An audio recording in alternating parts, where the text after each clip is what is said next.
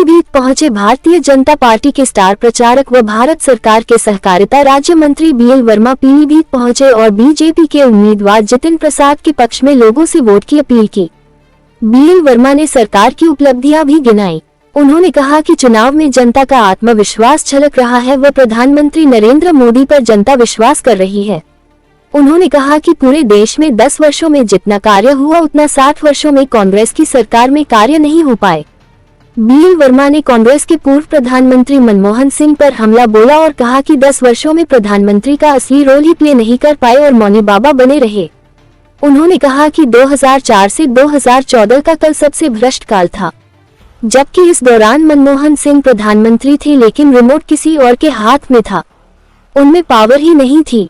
मनमोहन सिंह बोल ही नहीं पाते थे और भ्रष्टाचार देखते रहते थे। सरकार के 11.5 लाख करोड़ के भ्रष्टाचार पकड़े गए। अगर उस दौरान मनमोहन सिंह प्रधानमंत्री का दायित्व निभाते हैं तो देश का पैसा इस तरह से भ्रष्टाचार की भेंट नहीं चढ़ता।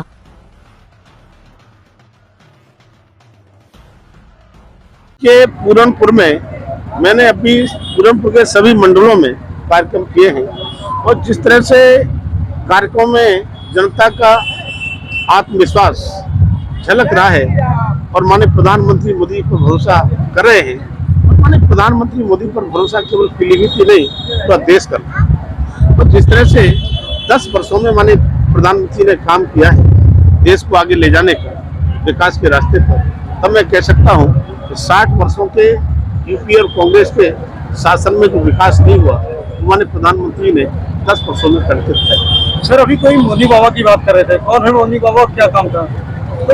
अब मौनी बाबा माने 10 वर्षों में तो प्रधानमंत्री का असली रोल प्ले न कर पाए हों। मैं कहूँगा कि 2014 से पहले 2004 से 14 का काल जो सबसे भ्रष्टाचार का कार्यकाल रहा, उसमें मनमोहन सिंह जी क्योंकि प्रधानमंत्री थे लेकिन उनके हाथ में लगता था कि पावर नहीं है, रिमोट दूसरों के हाथ में था, इसलिए उनको मौनी बाबा कहते, बोल ही नहीं पाते थे, भ्रष्टाचार देखते रहते थे। और जिस तरह से 11.5 लाख करोड़ के भ्रष्टाचार पकड़े गए, अगर वो मौनी बाबा नहीं होते, अगर वो अपने खुल करके प्रधानमंत्री का दायित्व निभाते तो देश का रुपया इस तरह से भ्रष्टाचार में नहीं जाता और देश हमारा इतना पीछे नहीं होता। सर, गठबंधन कहाँ पर खड़ा है यूपी में?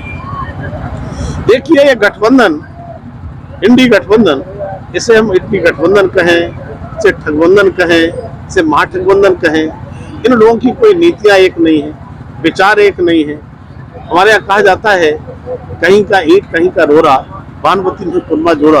और जिस तरह से रोजाना अलग हो रहे हैं, बिखर रहे हैं, साथ आ रहे हैं, तब मैं कहूँगा कि न इनका नीति है, न नेतृत्व है, न नेता है, न भी ये बताने को तैयार है कि हमारा कल वो नेता कौन बनेगा।